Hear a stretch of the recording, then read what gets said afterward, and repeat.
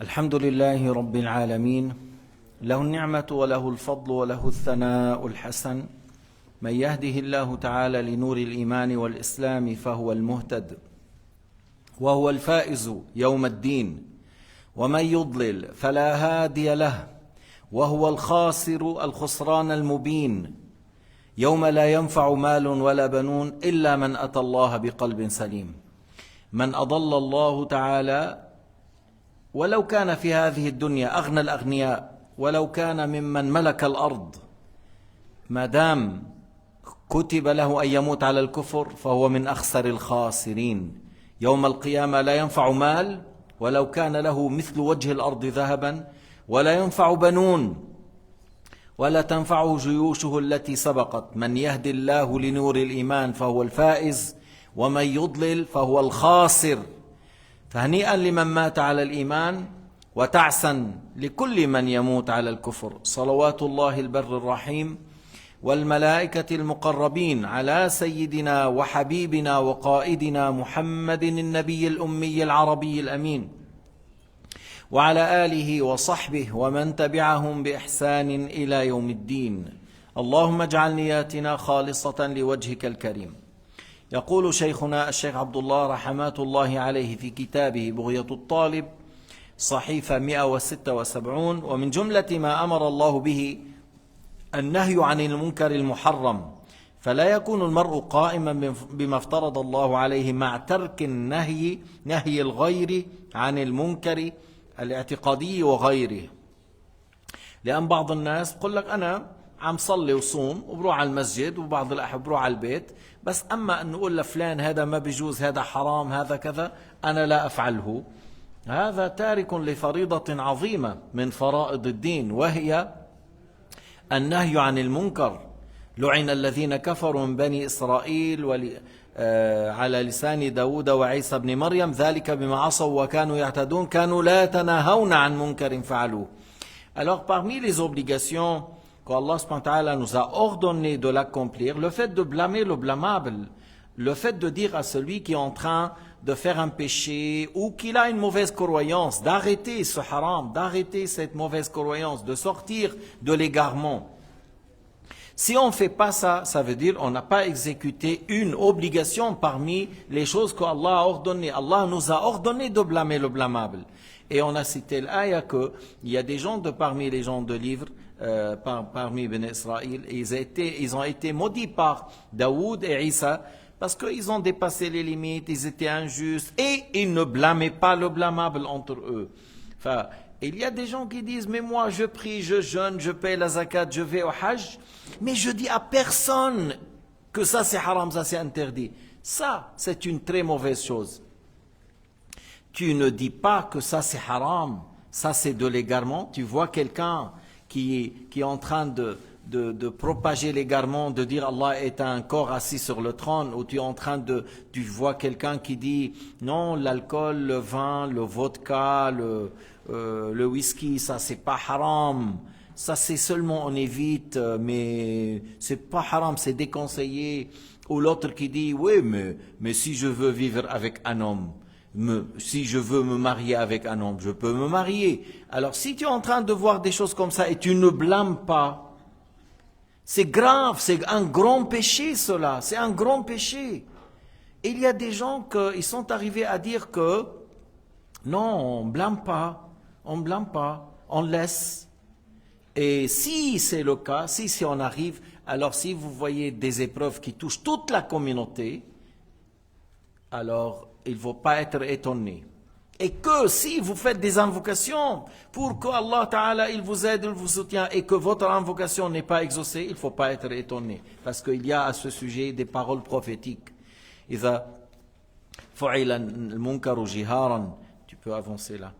إذا فعل المنكر جهارا ولم يؤخذ على يد فاعله أوشك الله أن يعمهم بعقاب, يعني بعذاب قبل أن يموتوا.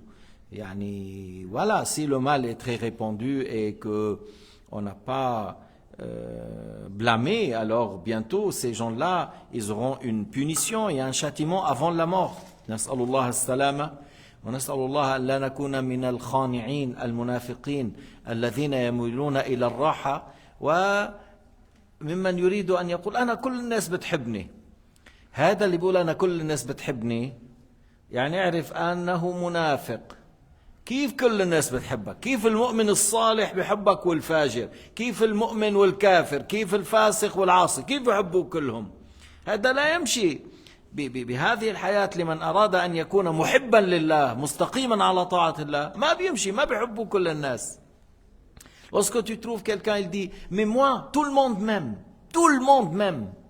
Tout le monde autour de moi, à côté de moi, le croyant, non-croyant, obéissant, désobéissant, tout le monde m'apprécie, tout le monde jure par mon nom. Sache qu'il est un hypocrite. Comment ça? Si tu obéis à Dieu et tu ordonnes le bien et blâmes le blâmable, tu auras des millions d'ennemis. Tu ne peux pas être aimé par tout le monde si tu es sincère et véridique. Sayyidina Muhammad ma kana mahbouban min kull al-khalaiq. Sayyidina Muhammad n'était pas aimé de toutes les créatures. Il était aimé, Sayyidina Muhammad, par les anges. Tous les anges, oui. Par les croyants, oui. Sayyidina Muhammad كان محبوبا عند الله وعند الملائكة نعم. محبوب من المؤمنين نعم. أما الكافرين لا كثير منهم لا يحبون النبي محمدا صلى الله عليه وسلم. قال رحمه الله: والحرام ما توعد الله مرتكبه بالعقاب ووعد تاركه بالثواب وعكسه الواجب. هذا باب في تفصيل ما هو الحرام، كيف نعرف الحرام وكيف نعرف الواجب. C'est quoi la définition de الحرام?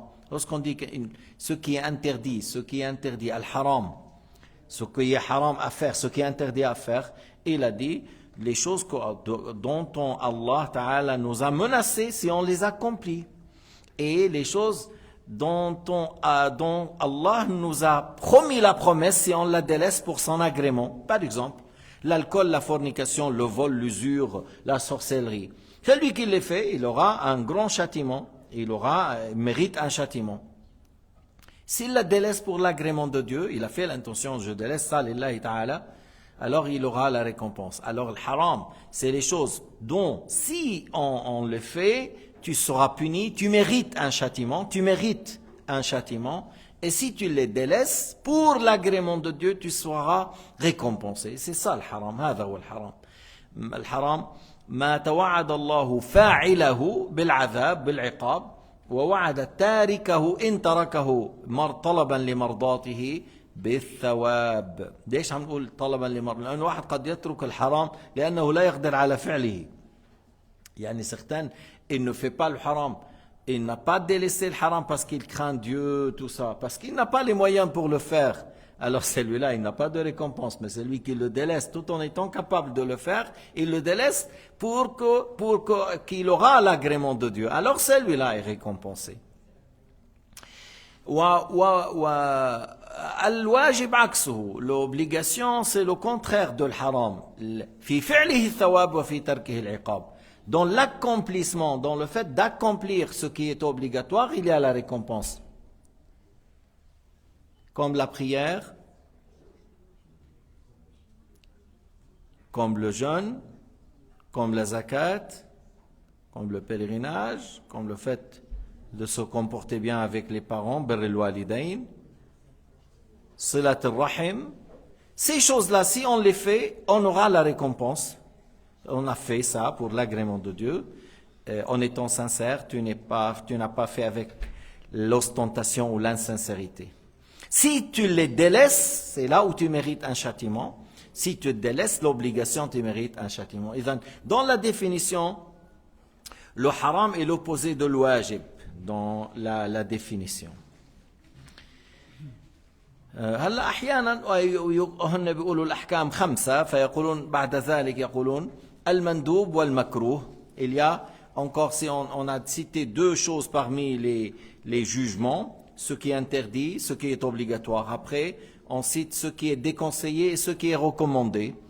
Par exemple, ce qui est déconseillé, par exemple, le fait de faire le manger avec beaucoup de luxe, yani chercher de vivre la vie de luxe dans les habits, dans la nourriture. C'est déconseillé, ça c'est déconseillé. Il y a beaucoup de choses que les fuqaha ont traitées, que ce soit dans la prière, que ce soit dans le jeûne, que ce soit pour telle chose et telle chose, c'est déconseillé. Alors ils ont dit par exemple, si tu goûtes et tu craches dans le jeûne, ils disent c'est déconseillé. Mais si on a fait, c'est pas un péché. Mais si on le délaisse, on aura la récompense. Si on a délaissé ça pour l'agrément de Dieu, il y a la récompense. Et ce qui est recommandé, al-mandoub,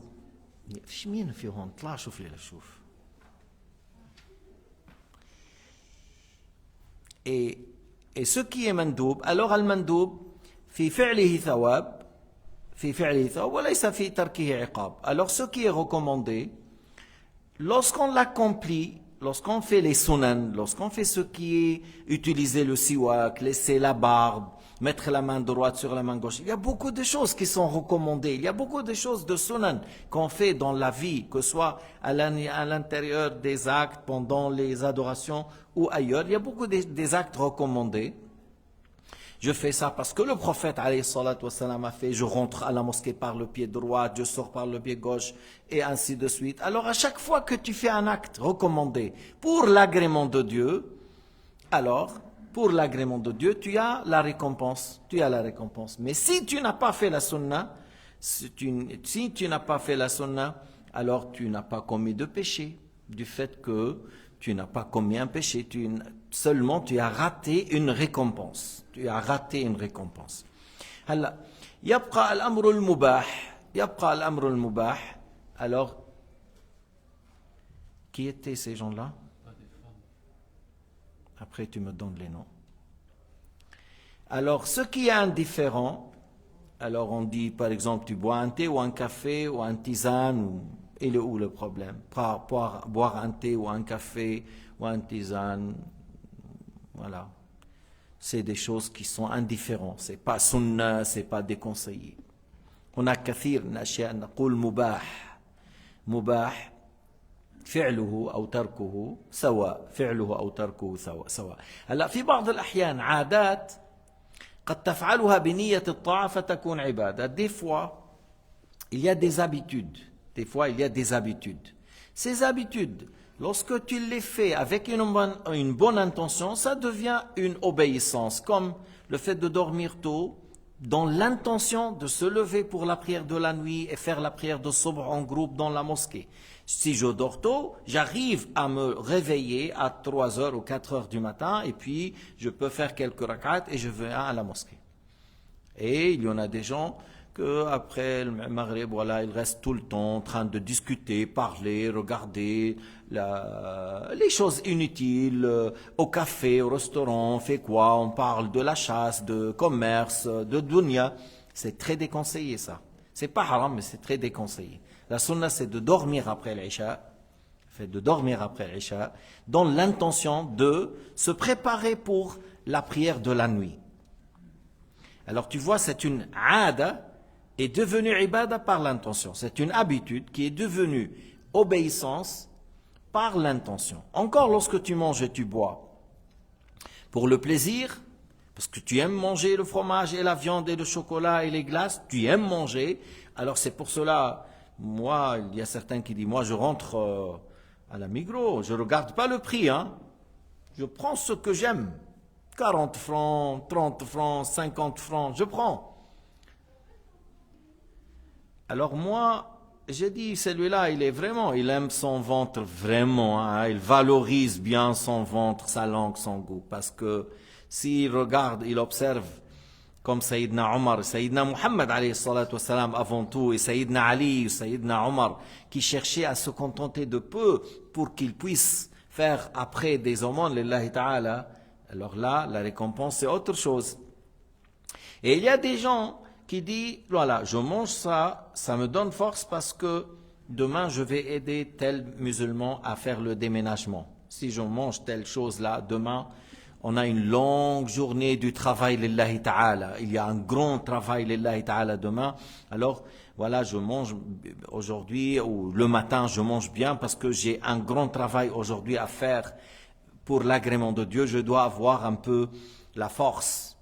Tu vois, le fait de manger ici, le fait de boire ici, il a de la récompense. Alors, c'est-à-dire, lorsque la personne il a un cœur vivant, qui n'est pas mort, qui n'est pas distrait, le fait de manger, le fait de boire, le fait de dormir, même le fait de marcher, des fois, tout ça, il a de la récompense parce qu'il sait pourquoi il fait ses pas. هذا عادة يا أخواننا الإنسان الذي ليس في الغفلة. أما الغافل ما بيتذكر شيء مثل ما عم بقول. Celui qui n'est pas distrait, il observe toutes ces choses-là. Celui qui est distrait, il n'observe rien du tout. بيمروا عليه السنة, peut-être il passe une année, 5 ans, 10 ans, il n'a jamais pensé à ça. D'ailleurs, tu lui dis, mais est-ce que toi tu te lèves pour la nuit? Est-ce que tu fais la prière de Subh dans le temps? Est-ce que tu viens à la mosquée? Est-ce que tu aides les frères? Non, il y a des gens que non. Non, non. Dans son dictionnaire, il n'y a que le fait de profiter pour moi et mes enfants. C'est ça ma vie. يا لطيف. إذا واحد حاطط بالديكسيونير تاعه بالحياة إنه أنا عايش لحتى آكل طعمي ولادي وأتمتع وأعمل فاكونس وروح أتشم هوا وشوف الدنيا وحلاوتها وهذا ما حدا يقول لي صدقة ولا حدا يطلب مني شيء. نعوذ بالله نستعيذ بالله من هذه الحال. نسأل الله أن لا نكون من هؤلاء وأن يبعدنا عن هذه الطريقة في الحياة. Nous demandons à Allah Ta'ala qu'il nous sauve, qu'il nous préserve, qu'il nous éloigne de cette manière de vivre. Le fait de vivre que pour le plaisir de vivre, le plaisir de manger, le plaisir de dormir, le plaisir de s'habiller, le plaisir d'avoir une jolie voiture, le plaisir d'aller nager dans des jolies plages et découvrir la terre. Alors il y a des gens pour découvrir la terre, je ne sais pas qu'est-ce qu'ils payent par année, 10 000, 15 000, voire. Mais mon frère, 15 000, tu peux nourrir combien de familles maintenant? Combien de pauvres? Et qu'est-ce que tu auras dans le paradis? Qu'est-ce que tu auras dans le paradis? 20 cm, 30 cm dans le paradis, mieux que la terre et ce qui est dedans. بس مهلك يعني شو بدك تشوف. Surtout que certains ils sont en Suisse, ils seront dans des jolis pays. La Suisse avec les montagnes, c'est très joli. Même des fois en Suisse, tu vas sur des montagnes, tu es étonné de voir certains aspects. Alors tu vas aller où? Mais arrête, c'est bon. Tu es arrivé à ce niveau comme Omar ibn Abdel Aziz. Lorsqu'il est arrivé au califat, alors là, il a dit, voilà, tu es dans tel poste maintenant, les habits, il faut qu'elles soient plus riches, la nourriture, il faut qu'il soit plus dur, ainsi de suite. لما وصل قال عمر بن عبد العزيز أنه وصلت إلى الخلافة هذا أعلى ما يكون من أمور الدنيا الحاكمية الولاية الملك. قال الآن إيش؟ الآن لابد أن تزهدي. فإذا ما كان يعجبه الثوب الناعم لا يعجبه الطعام الفاخر إنما يريد من الثوب الخشن ومن الطعام الجشب الذي يصعب بلعه أو مضغه رضي الله تعالى عنه. Nous demandons à Allah Ta'ala qu'il nous éloigne d'être avec les distraits ou de vivre la vie de distraction et de vivre la vie de ceux qui cherchent seulement le plaisir sur cette terre. Allah Ta'ala يعطينا علو الهمة في خدمة هذا الدين. Que Allah Ta'ala nous donne la ferme volonté pour servir l'islam et les musulmans. هذا شيء عظيم. فائدة قد يطلق الواجب على السنة أي نوافل الطاعات كحديث غسل الواجب وغسل الجمعة واجب على كل محتلم رواه البخاري ومسلم. هنا أطلق على فعل مسنون أطلق عليه الواجب لتأكيد فعله. Alors, des fois on utilise le mot wajib, mot à mot obligatoire, dans la langue arabe on dit wajib, pour quelque chose qui est sunna. Comme le hadith, la douche de l'Jumu'ah, se doucher le Jumu'ah, est obligatoire sur chaque personne pubère, c'est pour dire que c'est une sunna confirmée. D'ailleurs, l'imam Ahmad l'a pris le hadith selon l'apparence et il a dit wajib, ça veut dire tu dois. Ça veut dire tu dois faire la douche. Mais il n'a pas dit c'est une condition pour que la prière de Jumu'ah soit valable. Il n'a pas dit c'est une condition. C'est-à-dire c'est lui qui est venu faire le Jumu'ah et il n'a pas fait la douche, il a fait l'udu. Le Jumu'ah est valable, mais pour lui, tu as délaissé une obligation. وقد تطلق السنة على الشريعة أي العقيدة والأحكام يعني من العقائد إلى الأحكام يقال لها هذه سنة النبي أي هذه شريعته هذا دينه. Encore on utilise le mot sunna dans le sens sharia, les lois de l'islam, que soit la croyance dans l'islam ou les pratiques dans l'islam, on peut la nommer sunna dans le sens que shari'at al-nabi, la religion que le prophète a transmise aux gens, qu'il s'agit de la croyance, qu'il s'agit des actes obligatoires, qu'il s'agit de certains actes surérogatoires. Tout ça on dit la sunna du prophète, c'est-à-dire shari'atun nabi. Et dans là le hadith man ahya sunnati 'inda fasadi ummati falahu ajru shahid. Tu vois le hadith, c'est lui qui donne une poussée ou qui fait revivre ma sunna, c'est-à-dire ma sharia, au moment que beaucoup parmi les gens seront dans la désobéissance ou seront dans un mauvais état, aura la récompense d'un martyr. Anta al-yawm fi hadha az-zaman, tu es aujourd'hui dans ce temps-là, tu es aujourd'hui dans ce temps-là où beaucoup des gens sont dans ils vivent le haram, ils veulent le haram et ils le font en public. Allahu Akbar. ما يعني كان في الماضي يفعلون ويختبئون الآن يجاهرون. À l'époque, il y avait des gens qui faisaient le haram, mais beaucoup parmi eux se cachent. Ils ne veulent pas montrer. Ils se gênent. Ils ont un peu de gêne de montrer. Et aujourd'hui, il y a des gens qui font en cachette. Et après, ils filment et ils publient. C'est-à-dire, lorsqu'il a fait, c'est pas en cachette qu'il a fait, en étant loin. En étant loin, il a fait le haram. Après, il filme et il diffuse. C'est-à-dire, il n'est pas satisfait qu'il a fait le haram. Il veut que les gens connaissent qu'il a fait le haram. Alors, il montre. Et tu vois les femmes qui font pour elles-mêmes, ou hommes ou femmes qui font des vidéos à elles-mêmes, dans le haram et dans le péché, puis après ils le diffusent. La hawla wa la quwwata illa billahi al-ali al-azim. وكحديث ستة لعنتهم ولعنهم الله وكل نبي مجاب وفي آخره التارك لسنتي. ما معنى التارك لسنتي؟ أي لشريعتي. Alors encore, le mot sunna est venu dans le sens sharia, comme dans le hadith rapporté par Ibn Hibban et al-Hakim. 6 sont maudits, je les maudis, et Allah les a maudits, et tout prophète dont l'invocation est exaucée les a maudits, et il a cité celui qui délaisse ma sharia, ma sunna, c'est-à-dire ma religion, les lois que j'ai transmises. والحديث المتمسك بالسنة عند فساد أمتي له أجر شهيد رواه البيهقي. Le hadith que je viens de citer avant, c'était un hadith rapporté par le Bayhaqi. وقول عليه الصلاة والسلام التارك للسنة ظاهر أنه في من ترك مذهب أهل السنة والجماعة في الاعتقاد إلى غيره وهم أهل الأهواء. يعني si on dit le fait de délaisser ma sunna, c'est-à-dire l'apparence de ce hadith, c'est lui qui délaisse la croyance que j'ai transmise, al-aqida qu'il a transmis, parce que l'islam est bâti sur le tawhid. L'islam n'est pas bâti sur les 5 prières.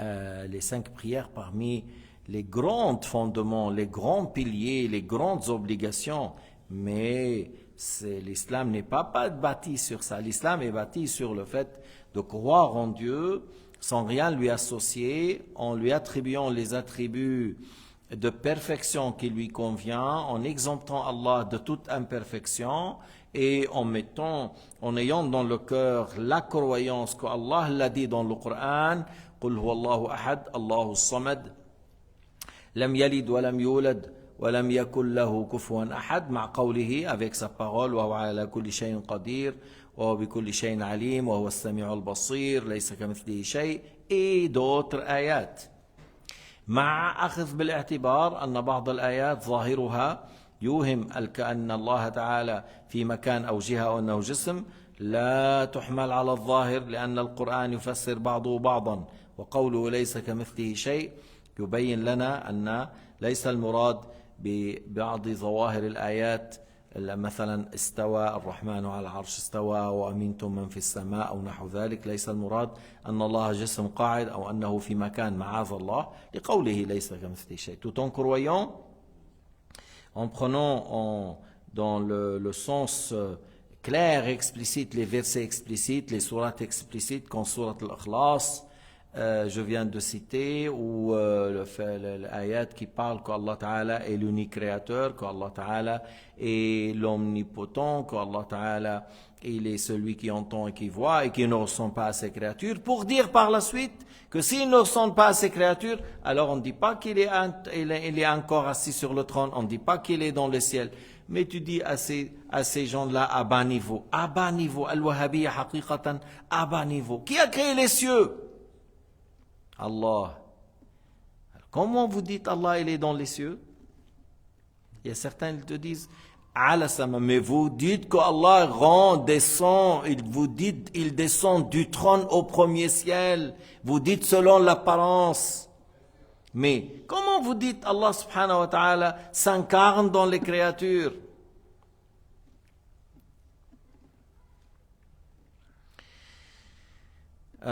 لا يحس ولا يمس ولا يجس هكذا قال بعض أمة آل البيت أنت الله الذي لا يحويك مكان هكذا قال زين العابدين من زعم أن الله على شيء أو في شيء أو من شيء فقد أشرك هكذا قال جعفر الصادق كان الله ولا مكان وهو الآن على ما عليه كان هكذا قال سيدنا علي رضي الله عنه. Toutes ces paroles, c'est des grands imams de la famille du prophète alayhi salatu wassalam, que ce soit Zayn al-Abidin, que ce soit Ja'far al-Sadiq, que ce soit Ali ibn Abi Talib, et à côté de ces paroles, tu trouves encore des grandes paroles, des grands imams de parmi les élèves de Sahaba qui ont dit quelque chose de pareil. فتخصيص أهل السنة بما يقابل الفرض عرف للفقهاء تخفيف لا lorsqu'on dit sunna et après on dit obligatoire on dit un pilier sunna alors là c'est les termes qu'ils utilisent les fuqaha lorsqu'ils parlent dans la prière ils disent les piliers de la prière on a ton nombre 17 après ils te disent les sunan après ils te disent les choses qui sont recommandées puis après ils te disent ce qui est déconseillé ce qui annule. Alors là, le fuqaha qui parle dans la pratique te disent obligatoire et sunna. Et ça, c'est les termes de le fuqaha. Mais ici, lorsqu'on a cité ces hadiths, le mot sunna est venu dans le sens sharia. Et des fois, ça vient dans le sens, c'est-à-dire plutôt l'aqida. وعلى هذا يجوز أن يقال للفرض سنة أي أنه من شرع رسول الله. Dans le sens qu'on dit ça c'est la religion du prophète, on peut dire pour une obligation c'est sunnatu rasulillah, c'est-à-dire sa religion, c'est son enseignement, c'est la sharia qu'il nous a transmis qu'il faut faire par exemple 5 prières et que le Jumu'ah fardu ayn pour les hommes est une obligation individuelle. Pour les 5 prières, c'est une obligation d'ordre collectif sur les hommes. Les 5 prières effectuer ça en groupe, les 5 prières effectuer ça en groupe, c'est une obligation d'ordre collectif. Et même, l'imam Ahmad a dit c'est une obligation individuelle. Mais il n'a pas dit l'imam Ahmad que si on ne fait pas la prière en groupe, ce n'est pas valable. Hein? Si la personne a prié tout seul, il n'a pas dit l'imam Ahmad la prière n'est pas valable. Oui.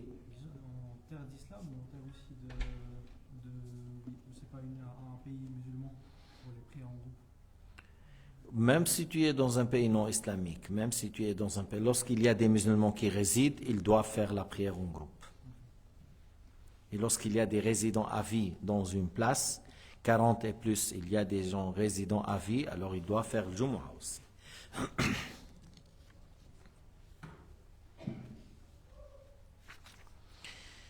فائدة مهمة في بيان أن والدي الرسول ناجيان Alors là, c'est une chose importante à signaler que les parents du prophète sont sauvés le jour dernier. قال الإمام أبو حنيفة رضي الله عنه والد الرسول ما ماتا كافرين لكن بعض النساخ حرفوا فكتبوا ماتا كافرين وهذا غلط شنيع. الشيخ زاهد الكوثري بين ذلك أن علي القاري اعتمد في القول بعدم نجاة الأبوين على عبارة وقعت في الفقه الأكبر لأبي حنيفة تفيد ذلك. قال وهو مخطئ فإن نسخ الفقه الأكبر المعتمدة فيها تصريح أبي حنيفة بنجاة الأبوين. Alors, comme on a dit, l'imam Abu Hanifa a dit, les parents du prophète ne sont pas morts mécréants, mais certains parmi ceux qui ont commenté le livre Fiqh al-Akbar, il parlait de Mullah Ali al-Qari, ils ont lui, là, dans certains manuscrits, certains qui ont écrit, ils ont écrit mal. Ils ont dit que Abu Hanifa a dit ils sont morts mécréants. Mais la plupart des manuscrits de ce livre, Abu Hanifa a dit ils ne sont pas morts. Et dans certains, il y a une faute dans celui qui a copié. L'être humain, il peut se tromper. C'est pour cela, Cheikh Mohammed Zahd al-Kawthari, qui est un grand imam, il a fait signaler que Mullah Ali al-Qari à ce sujet-là, il s'est trompé. لكن نحن لا نقول ماتا كافرين إذ لا مانع من أن يكون ألهم الإيمان بالله فعاشا مؤمنين لا يعبدان الوثن. Alors nous on ne dit pas qu'ils sont morts mécréants parce que c'est possible qu'Allah Ta'ala leur a inspiré, c'est-à-dire il a mis dans le cœur le fait de croire au tawhid, surtout lorsque tu entends qu'est-ce qu'elle a dit Amina au sujet de Nour, au sujet, il a vu une lumière, il a vu à la naissance, au moment pendant la grossesse, tout ça. Alors, c'est possible que Allah Ta'ala a mis dans le cœur de Amina qu'il ne faut pas adorer les idoles, ce n'est pas des divinités, comme c'était le cas de Khalid al-Absi, Zayd ibn Amr al-Nufayl, As'ad ibn Zurara. C'est des gens qui n'acceptaient pas l'idolâtrie. Ils n'aimaient pas le fait d'adorer les idoles. Et on peut dire c'est possible que ces deux choses auront lieu pour les parents de Sayyidina Muhammad alayhi salatu wassalam. أما حديث إن أبي وأباك في النار حديث معلول وإن أخرجه مسلم. السيوطي أعله. Alors maintenant le hadith dans lequel on dit mon père et le tien dans l'enfer, c'est un hadith qui est faible. Même s'il est rapporté par Muslim, Suyuti, regarde qu'est-ce qu'il a dit Suyuti dans son livre Al-Hawi. في مسلم حديث انتقض بعض المحدثين وهذا الحديث منها. Il y a certains hadiths qui ont été traités faibles et que Muslim les a rapportés. Ce hadith, c'est parmi les hadiths qui ont été qu'on les a affaiblis, on a dit qu'ils ne sont pas sahih. وأما حديث إن الرسول مكث عند قبر أمه فأطال وبكى فقيل له يا رسول الله رأيناك أطلت عند قبر أمك وبكيت فقال إني استأذنت ربي في زيارتها فأذن لي طلبت أن أستغفر لها فمنعني.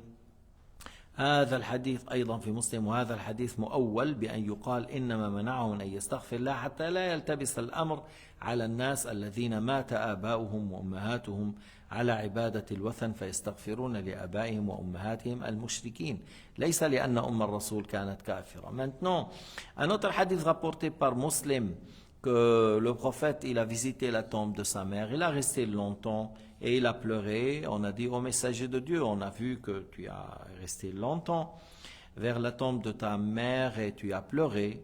Il a dit j'ai demandé à Dieu la permission de la rendre visite, il m'a donné.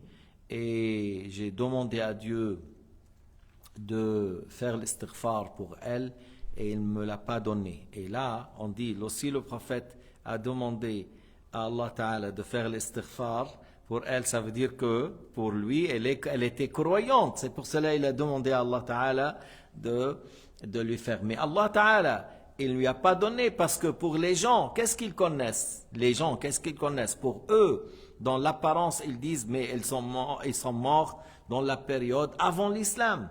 Et il dit, si le prophète a fait l'istighfar pour elle, alors nous aussi, on va faire l'istighfar pour nos mères et pour nos pères. Et c'est pour cela, le prophète, il lui a dit de ne pas le faire. Et il va leur dire, alors ils disent, on ne fait pas l'istighfar pour ceux qui sont morts avant l'islam, c'est-à-dire s'ils sont morts sur l'adoration de Al-Awthan ou les idoles, tout ça, il ne faut pas faire l'istighfar pour ces gens-là. Malgré qu'on dit que ceux qui sont morts dans Al-Fatra, c'est-à-dire qui n'ont pas entendu l'appel juste d'un prophète, ils seront sauvés le jour du jugement parce qu'il y a une condition qui manque, qu'ils n'ont pas entendu l'appel à l'islam, un appel qui est juste. Et ces gens-là seront sauvés. Parce que pour être mukallaf responsable, il faut avoir trois conditions. Pubère, saint d'esprit, qui a entendu l'appel à l'islam. Mais malgré ça, Allah Ta'ala n'a pas autorisé à son messager de faire l'istighfar pour que les autres ne se trompent pas à ce sujet et qu'ils commencent à faire l'istighfar pour leurs parents qui sont morts dans la période de l'Jahiliya. C'est pas parce qu'elle est morte qu'elle est mécréante. On dit, mais si le prophète a demandé de faire l'istighfar pour elle, déjà on pense que le prophète, pour lui, elle était croyante. C'est pour cela qu'il a dit, je fais l'istighfar pour elle. Ou il a demandé la permission. وهكذا يرد على الذين أخذوا بظاهر الحديث فقالوا والدة الرسول ماتت على الشرك. والدليل على أن أمه كانت مؤمنة أنها لما ولدته أضاء نور حتى أبصرت قصور الشام بين مكة والشام مسافة بعيدة. يعني ça prouve qu'elle était croyante qu'à la naissance elle avait une immense lumière qui sortit à la naissance depuis la Mecque jusqu'au pays du Cham. وهيدي البلد بصرة وندي حوران c'est en Jordanie. فأمه عليه السلام رأت بهذا النور الذي خرج منها لما ولدته قصور بصرة. وهذا حديث صحيح. Ça c'est un hadith qui est confirmé juste rapporté par Ibn Hajar في الأمالي. ومسلم لما ألف كتابه صحيح مسلم عرضه على بعض الحفاظ فأقروه كله إلا 4 حديث. Muslim, lorsqu'il a fait son livre, il a montré à certains parmi les grands hafaz de hadith et ils ont accepté sauf 4. وهو قال هذا في خطبة كتابه ولم يسمي تلك الأربعة. Il n'a pas dit c'est quoi les 4 que les hafaz ont critiqué ou ont dit, c'est-à-dire ils sont pas justes. ولم يذكرها والبخاري ضعف حديثين من أحاديث مسلم. البخاري il a traité 2 hadiths que le Muslim les a rapportés dans son livre et pour le Bukhari sont faibles كما قال ابن حجر. ثم على فرض أنهما لم يكونا مسلمين فهما من أهل الفترة وأهل الفترة ما بلغتهم دعوة فهما ناجيان. لذلك شو قال بيان أن والدي الرسول ناجيان. يعني supposons que les parents, si on dit ils étaient parmi les gens de l'Fatra qui n'étaient pas sur Al-Iman, mais ils étaient dans la période de l'Fatra, dans l'obscurantisme, et que les gens dans cette période, ils seront sauvés parce qu'ils n'ont pas entendu l'appel d'une manière correcte d'un prophète. Ils n'ont pas entendu l'appel à l'islam d'une manière juste. زيد بن عمرو بن نفيل لا قبل تثليث النصارى ولا قبل ما ينسبها اليهود إلى الله سبحانه وتعالى.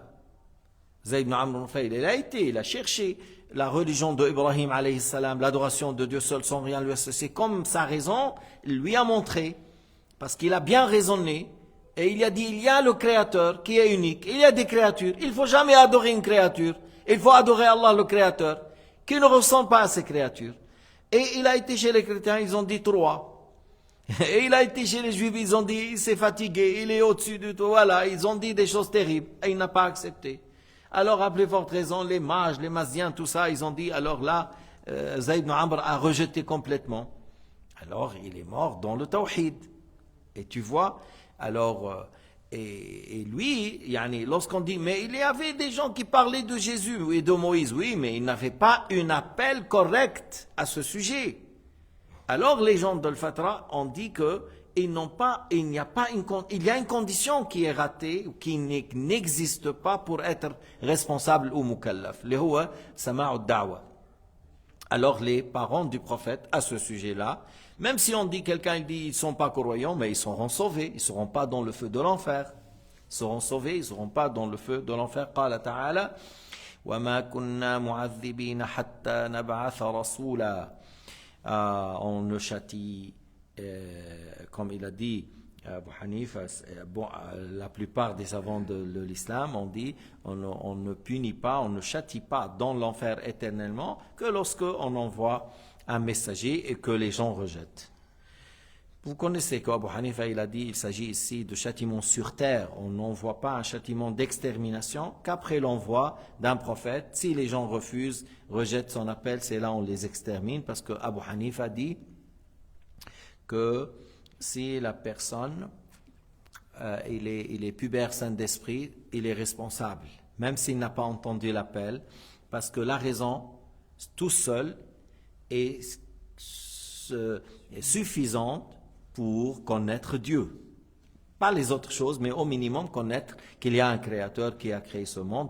Alors celui qui est mort et il n'a pas eu ça dans le cœur, alors il est dans Jahannam. C'est Abu Hanifa qui a déduit, qui a dit ça, et les autres savants, ils ont dit, il faut entendre l'appel d'un prophète. Wallahu subhanahu wa ta'ala a'lam wa ahkam walhamdulillahi rabbil alamin.